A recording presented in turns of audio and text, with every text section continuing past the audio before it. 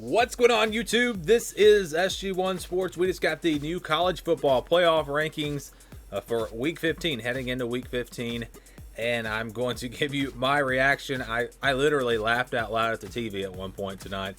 The committee continues to make absolutely no sense. I think most people agree with me on that. We're going to run through it, and I'll point out some things that are just absurd with these rankings. If you watched, we tried to project yesterday what the committee was going to do, and it seems like, every time I think I've got it figured out. All right, they're looking at this. This is the thing that they're going to value this year. Then they just change it all up the next week. But overall, I think the projections were pretty good, pretty solid. There was no team that was way off. Like last week with North Carolina and Texas, I still don't understand that at all. But I think overall, my projections were pretty solid. One big surprise in there, one really big surprise. Other than that, it was pretty much what I expected. Some teams may be off by one or two spots. But let's get right into it. Here's 21 through 25. These are pretty much where I projected these teams to go. Maybe give or take a spot or two. But the new team in the top 25 this week is Missouri. Missouri is in the top 25. This is a Missouri team that has a win over LSU, a win over Kentucky, a win over South Carolina, a win over Vanderbilt, a win over Arkansas. Those teams are all terrible this year. They also have a loss to Tennessee. They lost 35-12 to Tennessee. Missouri has done absolutely nothing to deserve to be ranked in the top 25. I guess just making it through the SEC with 3 losses is good enough. But in the committee's defense, I don't know who you put here anyways. There's really no team that deserves. I mean, maybe you look at an undefeated Buffalo that's been dominating. Maybe an undefeated San Jose State. There are some other options, but I'm not too upset with Missouri going here. They did play Alabama tougher really than almost anyone this year, so you give them credit for that, although it was week 1. And I don't know. I guess Missouri, the committee, again, they like the SEC. They like the Power 5. And the one team, so I didn't have Missouri projected in the top 25. The one team that I had projected in the top 25 that did not get in was Wisconsin. And I looked at the way Wisconsin, first of all, you can say, well, they haven't beaten anybody. Well, you can look at several teams here. They don't really have any great wins. Look at Georgia. They're in the top 10 with 2 losses. They haven't really beat anybody. But you looked at how close they were in their game against Northwestern, who's a top 15 team. And then they also were in a good game with Indiana, another top 15 team. So I thought the committee would maybe keep them in there. I'm absolutely fine with putting a 2-2 team out of the top 25. I have absolutely no problem with that. So I'm not complaining. I was just a little bit surprised they didn't keep Wisconsin in there. It seemed like they've been trying to prop up the Big Ten a little bit, but they took them out. So again, no surprise here outside of Missouri maybe getting in there. I pretty much projected. I had NC State projected to make it in. And so again, this is pretty much what we expected. I also did not expect Oklahoma State to drop a whole lot. Some people would say this team didn't deserve to be ranked. I'm not saying I disagree with that, but they did lose to TCU. But you could kind of see based off what the committee's done in the past, they really like this Oklahoma State team, and I did project Texas to come back in, go ahead of Oklahoma State. So apparently they just screwed up with Texas. They just screwed up. They forgot Texas last week because now they jump all the way back up to number 20. I don't know what they were doing last week. If North Carolina is going to stay in the top 25, I think Texas has to stay in. Again, they have that win over Oklahoma State. Louisiana at 9-1, I think was actually one spot higher than I projected, so that's good to see. BYU didn't drop much. North Carolina at 17. Again, don't get me started with North Carolina. Iowa at 16. They are 5-2. The committee has loved this Iowa team. Their losses were close, and the committee has definitely shown this year that how you lose is very, very important. And maybe, let's just go back to North Carolina. Maybe that's why they value this team so much, because their losses were really close, even though they were to terrible teams. So Florida State, Virginia, they lost those 2 games to bad teams. Any other year, if you've got 2 losses to teams that are way outside the top 25, do you think? I still don't get it, really. They do have a win over NC State. That is a solid win. They won by a lot. They had to come from behind to beat Wake Forest. Yeah, they played Notre Dame tough, only lost by 2 touchdowns, but again, Boston College was an okay win. Again, I don't really understand North Carolina being ranked this high. I would maybe have them in the top 25 now, but this high is, to me, is just ridiculous. And I have nothing against North Carolina. You guys, if you followed me, you know this is the team I picked to go to the ACC Championship to play Clemson. Their offense is so explosive. I thought they were going to do big things this year. Nothing against North Carolina. I think the losses were a little bit of a fluke, honestly, especially the Florida State one. But you have to look at the resumes. You have to look at these things. And 3 losses, being ranked at number 17, I think Texas definitely has a better argument. They have better wins, and their losses were also really close. And only one of them was to a bad team. And TCU just beat Oklahoma State. Maybe they're not even that bad. So, again, no consistency there with North Carolina and Texas. It's a little better than last week, but still not great. Let's go to 11 through 15. This was almost exactly like I projected. 13 through 15 was. I projected these teams to go 13, 14, 15. No surprise there. I thought Indiana would move up. I mean, this is a team that beat a Wisconsin team that they had ranked. This was a very impressive win with their backup quarterback, but no, they did not move at all. So that was a surprise to me. I really don't get it. But yeah, Indiana stays at number 12. Oklahoma beat Baylor in a game that was not all that convincing. I mean, they won fairly easily, but I thought Indiana's win was much better. And this is a team that's played 7 games. They've only played 2 less games than Oklahoma. They only have 1 loss, and that 1 loss came to a top 4 team. So I thought Indiana would move up a little bit. I actually had them moving ahead of Miami as well. But Miami was impressive this past weekend, so I can understand it, I guess. We go to 9 at Georgia. A lot of people still think Georgia. Okay, so this is what gets me. So if how you lose is important, which is what we've seen with, say, North Carolina, how you lose is important. Georgia got blown out by Alabama and Florida. Those were not, I mean, yeah, they were great, really good teams, but it makes no sense. So Georgia there at number 9.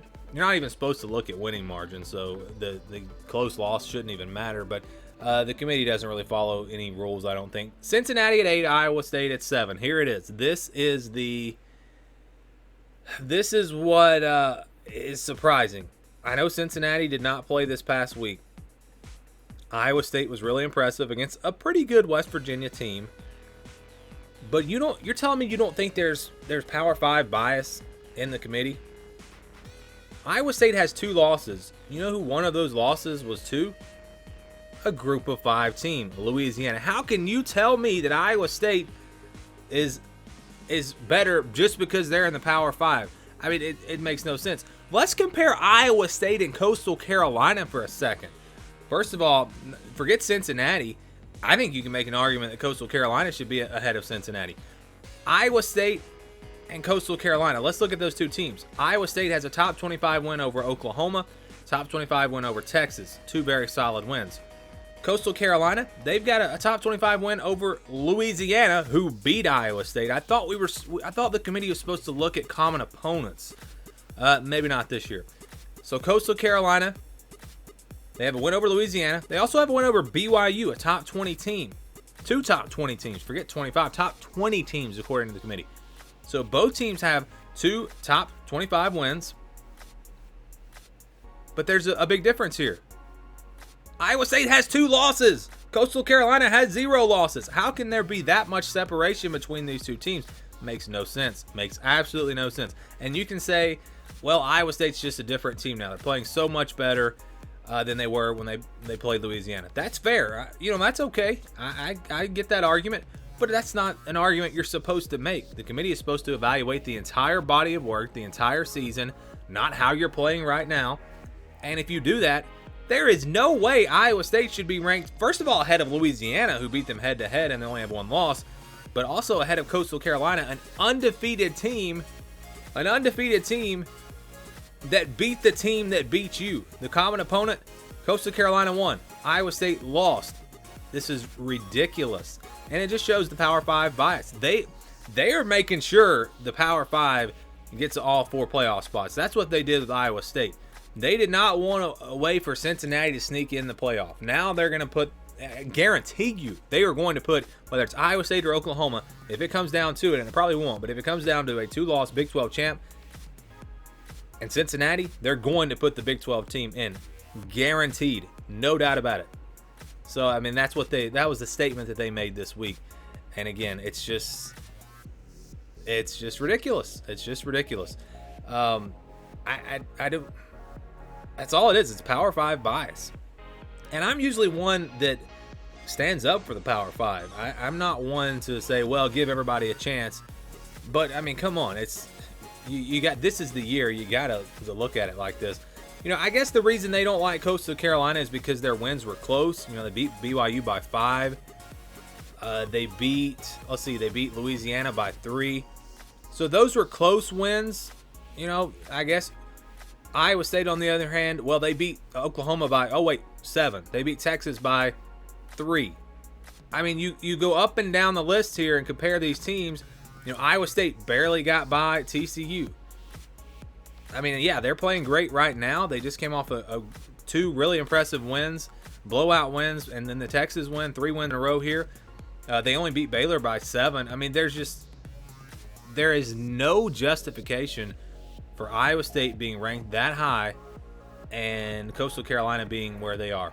And there's no reason that Iowa State should have jumped Cincinnati. It's just Power 5 bias. And I laughed out loud at the chairman tonight. When this is who's judging our teams, or who's ranking these teams, who's in charge of this thing.